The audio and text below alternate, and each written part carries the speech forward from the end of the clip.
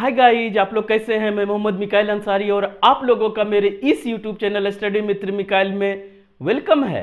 दोस्तों, जैसा कि हम लोगों ने शुरू किया है how to translate into English, जो कि ट्रांसलेशन की बहुत ही अच्छी बुक है और जो हमें हिंदी से इंग्लिश में ट्रांसलेट करने सिखाती है। और दोस्तों, यह आरपी सिन्हा के द्वारा लिखी गई है। अब भी जो हमारा चल रहा है वो चैप्टर नंबर 28 और स्ट्रक्चर नंबर 14 और 15 दोनों देखेंगे दोस्त। और ये इस चैप्टर का लास्ट स्ट्रक्चर है दोस्तों, ठीक है।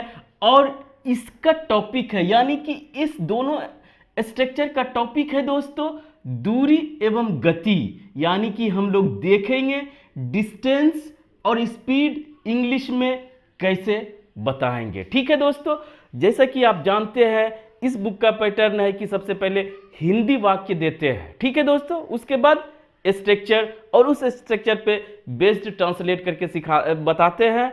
और साथ ही साथ दोस्तों कुछ एग्जाम्पल्स और एक्सरसाइज देते हैं ताकि आप बनाएं और अपना कॉन्फिडेंस बढ़ाएं, ठीक है। और हम दोस्तों आपके साथ करते इस स्ट्रक्चर को एक्सप्लेन करते हैं और आपके लिए आसान बनाते हैं। और साथ ही साथ दोस्तों इसमें जो भी एक्स्ट्रा कंसेप्ट यूज होता है उसे भी डिस्कस करके आपके लिए आसान बनाते हैं ताकि आपको कोई भी प्रॉब्लम ना हो बनाने में, समझने में, सीखने में।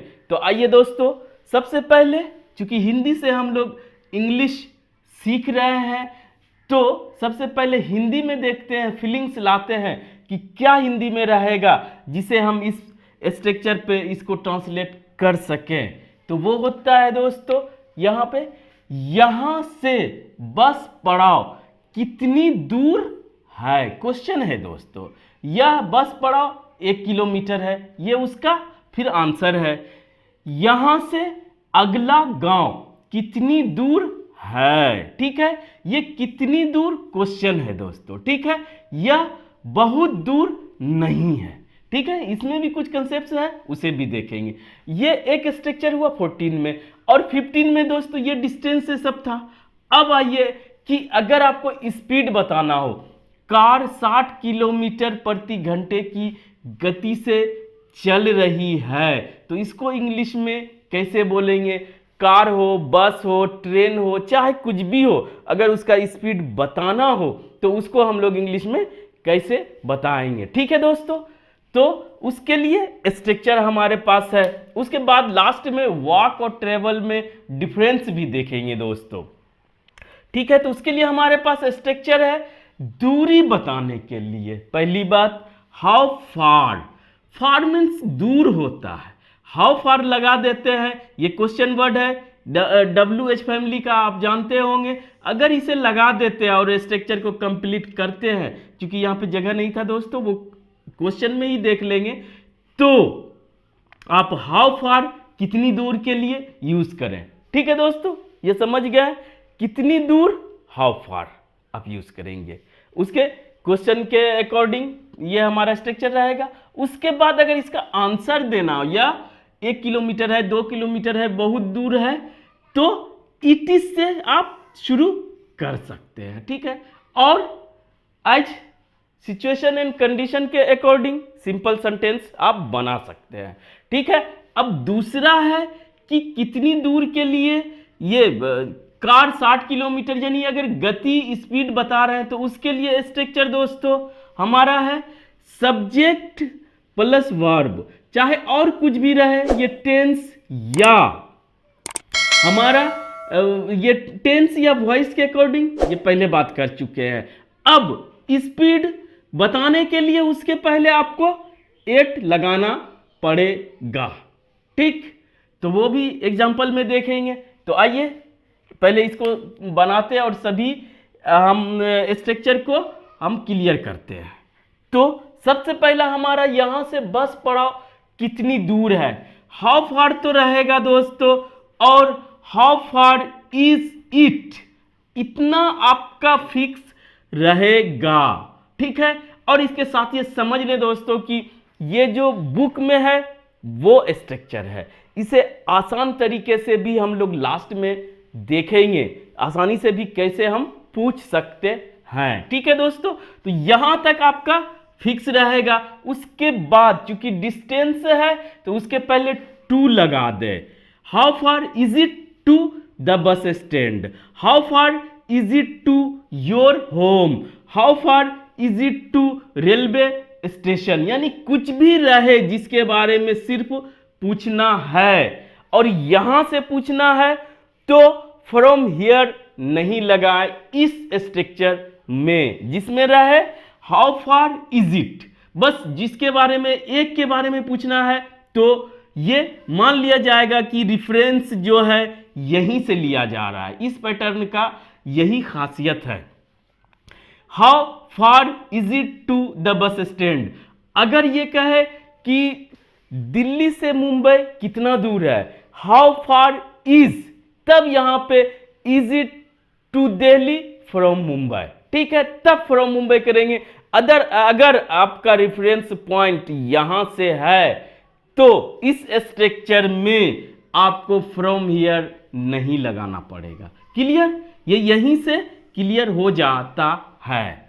अब दोस्तों एक बार फिर देख लेते, यहां से बस पड़ाव कितनी दूर है, how far is it to the bus stand, to the एकदम यहां तक फिक्स आएगा दोस्तों। उसके बाद जिसके बारे में आपको पूछना है वो आप लगा दें द के बाद, चूंकि ये फिक्स हो जाता है। ठीक है, ये आप समझ गए होंगे। अब इसी का दूसरा है दोस्तों, यह बस पड़ाव 1 किलोमीटर है, it is 1 kilometre from here, it is 5 kilometre from 5 kilometres from here. ये सिंपल है। दूसरा हमारा यहां तीसरा हो जाएगा दोस्तों, यहां से अगला गांव कितनी दूर है, same, how far is it to, फिर द तक भी फिक्स रहेगा दोस्तों, क्योंकि ये फिक्स है। नेक्स्ट विलेज, कोई पूछता है कि अगला गांव कितनी दूर है यहां से, how far is it to the next village. इस स्ट्रक्चर में यही आपको करना है, फ्रॉम हियर देने की जरूरत नहीं है। क्लियर। अब आइए दोस्तों इसका तीसरा देखें, अगर वो उसका जवाब देता है या बहुत दूर नहीं है, पहले तो अगर किलोमीटर देता है तो इस तरह, अगर बोलेगा कि बहुत दूर नहीं है, इट्स, इट्स क्या है, इसी का शॉर्ट फॉर्म है इट इज का, it's not far, far of, it's not far of ये नया है, या इसके जगह अवे यूज कर सकते हैं, इट्स नॉट फार ऑफ या इट्स नॉट फार अवे। ठीक है, इस तरह से भी बता सकते हैं बहुत दूर नहीं है, या बहुत दूर है, it's far away from here, ये भी बोल सकते हैं आप दोस्तों। नजदीक है, इट्स नियर। ठीक है, ये सब आप इस तरह से पूछ भी सकते हैं, बता भी सकते हैं डिस्टेंस। क्लियर। अब आइए जो दूसरा स्ट्रक्चर है हमारा, वो था कार 60 किलोमीटर प्रति घंटे की गति से चल रही है। कार हो, बस हो, ट्रेन हो, मोटरसाइकिल हो, प्लेन हो, किसी का भी स्पीड बताना हो तो आप इस स्ट्रक्चर का यूज कर सकते हैं। टेंस के अकॉर्डिंग दोस्तों ये लिखेंगे द कार इज रनिंग, चाहे जो भी हो, the aeroplane is running, the aeroplane is flying, या the car is running, the train is running, the bus is running, यहां तक आप रखें टेंस के अकॉर्डिंग। उसके बाद दोस्तों जब भी पर यूनिट की बात होती है, ये पिछले स्ट्रक्चर में भी देखे दोस्तों इसी चैप्टर में, कि जब भी पर यूनिट की बात होती है तो उसके पहले एट लगता है। At the rate of sense, rate की बात करें तो वहां पर हमारा एट लगता है, इसमें कंफ्यूज ना हो, ये प्रीपोजिशन है। ठीक है, तो एट के बाद आप क्या करेंगे, ये स्ट्रक्चर ना एक्सप्लेन करके हम यहीं पे किए हैं दोस्तों। The car is running at 60 kilometre. अब जिस स्पीड से भी बात कर रहे हैं, ये फिजिक्स की बात है, स्पीड कैसे क्या होता है वो आप देखेंगे।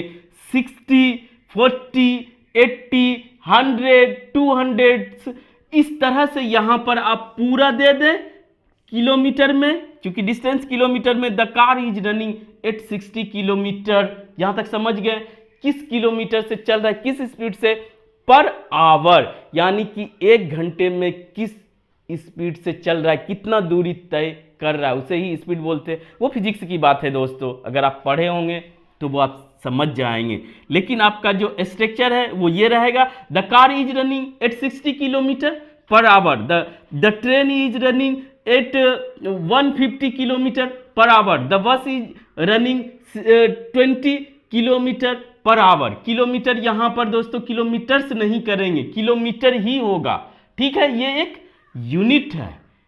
इस तरह से आप स्पीड बता सकते हैं, ठीक है। अब आइए जो आसान, पहले इसमें डिफरेंस देख ले दोस्तों कि वॉक एंड ट्रेवल में क्या डिफरेंस है। तो इस बुक में भी दिया हुआ है, बस एग्जांपल से है। आप इसे देखें कि जब आप ऑन फुट चलते हैं यानी पैदल चलते हैं तो ऑन फुट ऐसे बोला जाता है, उसे वॉक कहते हैं। मॉर्निंग वॉक, वॉक मीन्स टहलना भी, यह कम दूरी के लिए, यानी कि आप कम दूरी के लिए अगर पैदल चल रहे हैं तो वो वॉक में आता है। और अगर दोस्तों आप ट्रेवल करके कहीं जाते हैं जिसमें कि आप जर्नी जिसको बोलते हैं यात्रा, तो वो दोस्तों अगर आप चाहे उसमें बाइक यूज करें, साइकिल यूज करें, ट्रेन यूज करें, प्लेन यूज करें, बस यूज करें, कार यूज करें और उसमें पैदल भी चले, सब तरह का हो या सिर्फ एक तरह का हो, एक डिस्टेंस से दूसरे जगह आप जाते हैं किसी पर्पस से या घूमने का ही पर्पस हो, तो भी दोस्तों उसे ट्रेवल कहा जाता है। क्लियर। और अगर टहलते हैं या थोड़े डिस्टेंस के लिए आप कहीं जाते भी हैं तो उसके लिए वॉक का यूज किया जाता है। जैसे एग्जांपल्स, ही वॉक्ड 10 किलोमीटर्स। अगर आप कह सकते हैं I always walk 5 kilometres in the morning every day. ठीक है दोस्तों, कि हम हमेशा मॉर्निंग में 5 किलोमीटर वॉक करते हैं। या आई रन, दौड़ते हैं, तो आप जानते हैं वॉक और रन, रन मीन्स दौड़ना, वॉक मीन्स टहलना। और दोस्तों ब्रिस्क भी एक होता है, वो भी देख लें। ब्रिस्क, ब्रिस्क मीन्स होता है तेजी से चलना। आजकल जो कहा जाता है कि मॉर्निंग वॉक करना जरूरी है, तो उसमें मॉर्निंग वॉक थोड़ा तेजी से करना सही या बेहतर या फायदेमंद माना जाता है, तो उसको ब्रिस्किंग कहा जाता है दोस्तों। ठीक है, ये भी आप समझ लीजिए। तो ही वॉक्ड 10 किलोमीटर्स। 10 किलोमीटर्स आदमी चल सकता है, अब तो मुश्किल है 10 किलोमीटर, क्या 1 किलोमीटर भी आप पैदल नहीं चलते, हम भी नहीं चलते हैं। तो लेकिन दोस्तों इतना पॉसिबल है, चल सकते हैं। तो ये वॉक जब ऑन फुट आप चलते हैं। और ट्रेवल दोस्तों, जब मोड ऑफ जर्नी आपका डिफरेंट हो, पैदल के अलावा कुछ भी हो, उसमें इंक्लूड पैदल हो सकता है, तो भी उसे हम लोग ट्रेवल कहेंगे। और दोस्तों इसमें बहुत ज़्यादा किलोमीटर्स दूरी हो, ही ट्रेवल्ड थाउजेंड्स ऑफ किलोमीटर, यानी कि 1000 किलोमीटर्स उन्होंने ट्रेवल्ड किया। वहाँ पर अगर पैदल भी चल रहे किसी पर्पस के लिए, एक जगह से दूसरे जगह जा रहे हैं, तो उसे ट्रेवल बोलेंगे। ठीक है दोस्तों, यहाँ तक आप समझ गए। अब इसका आसान तरीका फर्स्ट पैटर्न का, इसका और इसका आप बना सकते हैं, पूछ सकते हैं। तो वो क्या होगा कि हाउ फार तो रहेगा दोस्तों हमारा, हाउ फार